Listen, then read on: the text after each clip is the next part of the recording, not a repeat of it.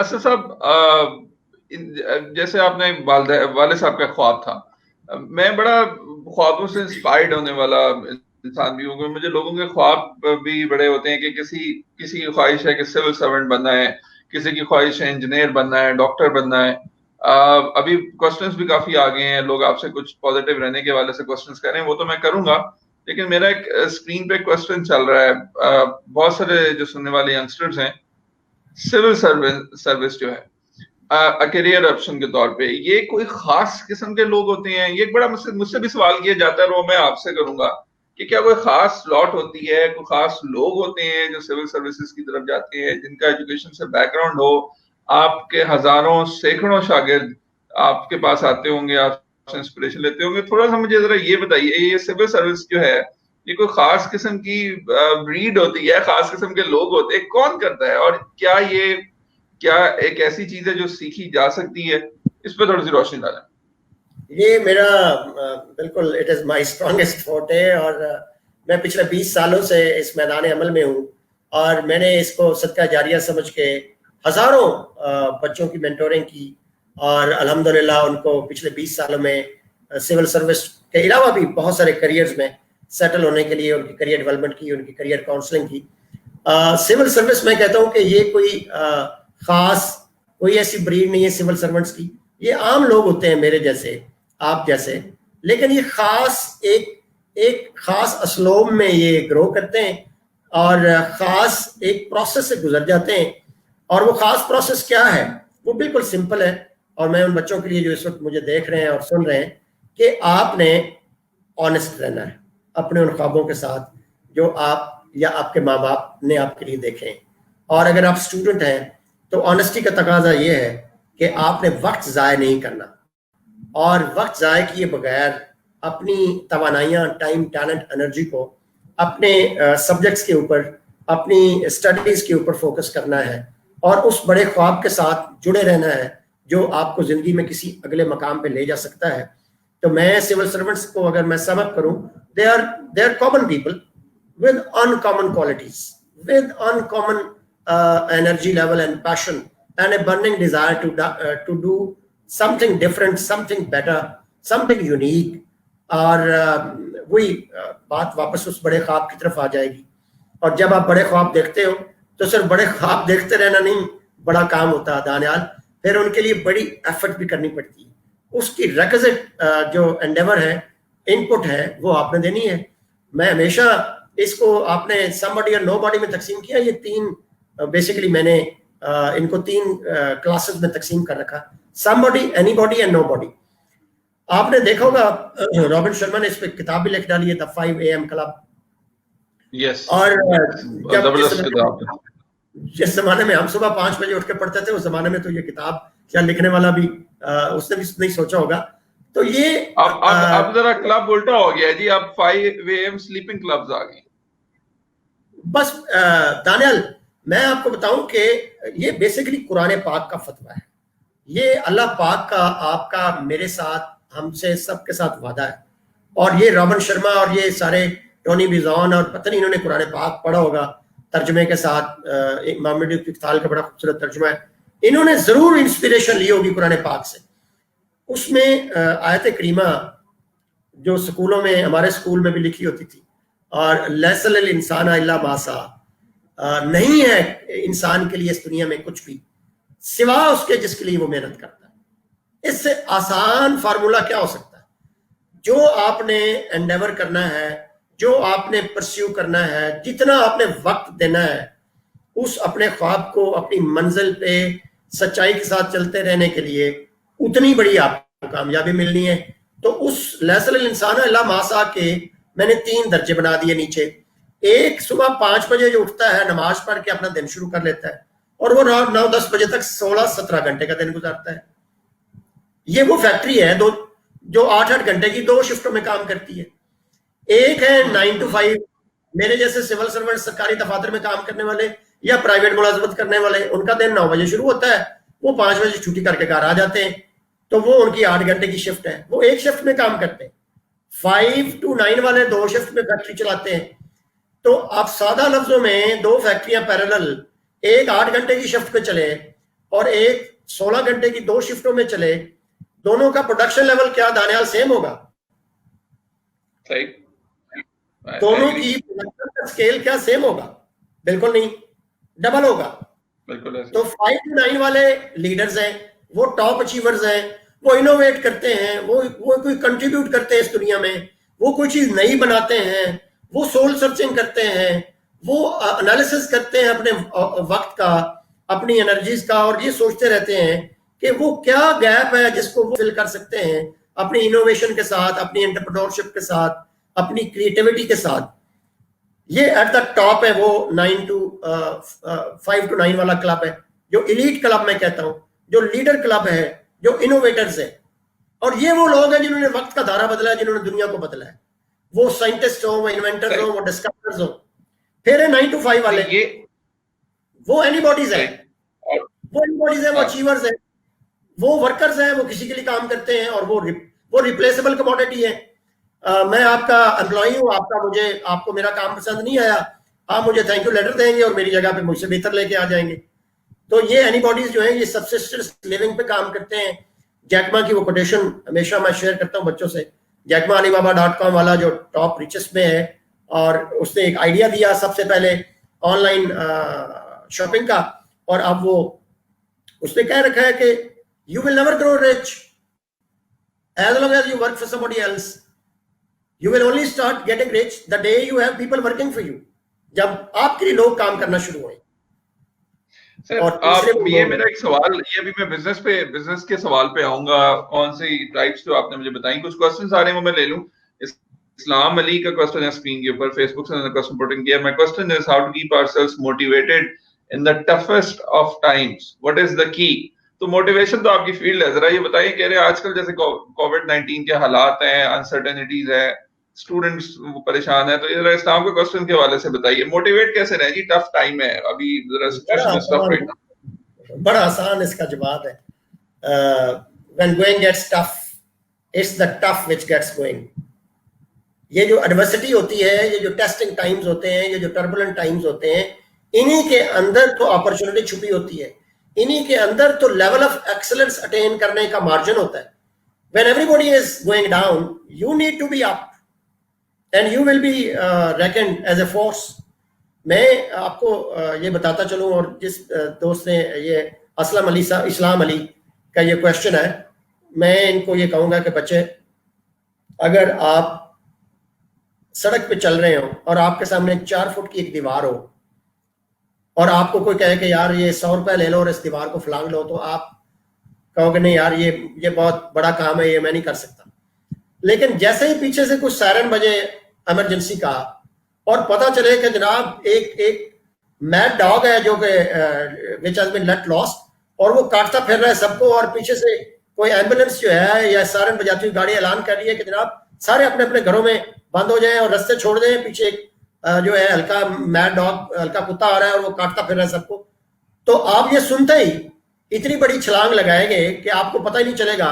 आपने सिर्फ एक हाथ रखना है दीवार पे, और नेक्स्ट लम्हे आप दीवार के पार, और बाद में आप सारी जिंदगी सोचते रहते हैं कि इतनी बड़ी दीवार, 6 फुट की दीवार मैंने फलांग कैसे ली। It is the adversity, it is the odds, it is the toughest moment that brings out the best in us. यही तो फर्क है एक आम आदमी और एक हीरो में। एक जो हीरो होता है वो अपने सरकमस्टांसेस से इंस्पायर होता है, उसकी ट्रेजेडी उसको इंस्पायर करती है, और वो उस ट्रेजेडी में इतना बड़ा काम कर जाता है। ये मैं कहता हूं कि एक जो रियल इंसान है वो टेनिस बॉल की तरह होता है। टेनिस बॉल को आप जमीन पे मारते हैं, वो रिबाउंड करके वापस आता है। सेंटियागो में आपने the old man and the sea novel अगर पढ़ा है अर्नेस्ट हेमिंगवे का, उसका जो हीरो है सेंटियागो, उसकी लाइन वो बड़ी खूबसूरत है।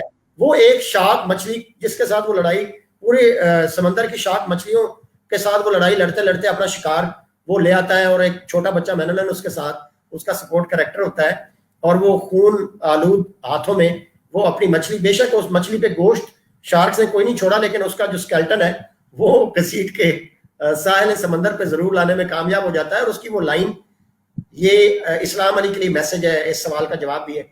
Man is not made for defeat, man can be destroyed but he can never be defeated. ये याद रखना है। एक ट्रू मैन जो है वो तबाह और बर्बाद तो हो सकता है, वो हार नहीं मान सकता, वो शिकस्त नहीं कबूल कर सकता। He or she will rise to the occasion, will fight his or her battle with his or her back to the wall and eventually become victorious. Wonderful. Next question sir, lockdown है, मैं आज Covid lockdown पे ज्यादा बात इसलिए नहीं कर रहा, बहुत बात हो गई, बड़े लोग इसमें वो हैं, लेकिन थोड़ा सी इसमें नजर डालें। नजीफा का क्वेश्चन है ji, what is the best advice for remaining positive during COVID lockdown? ये अच्छा, आप थोड़ा अपने एक्सपीरियंस से बताएं, आप गवर्नमेंट की साइड पे भी हैं, प्राइवेट नजर भी रख रहे हैं, आपको क्या पोजीशन नजर आती है और हमें क्या करना चाहिए, ये खास तौर पे पॉजिटिव कैसे रहे ड्यूरिंग दिस लॉकडाउन? इस पे इकोनॉमिस्ट ने एक बड़ा खूबसूरत आर्टिकल लिखा है, मैं ये नजीफा को भी कहूंगा, आपको भी वो पढ़े, और उन्होंने उसका टाइटल बड़ा खूबसूरत है और उसके अंदर इसका सवाल का जवाब भी है। वो है सोशली डिस्टेंस्ड, इंटेलेक्चुअली एंगेज्ड। जब आप लोगों से दूर हो गए हैं, गैर जरूरी आपने अपनी जो अननेसेसरी सोशल एंटेंगलमेंट्स थी उनसे कोरोना ने आपको दूर कर दिया है, तो आप इंटेलेक्चुअली ज्यादा फोकस हो गए।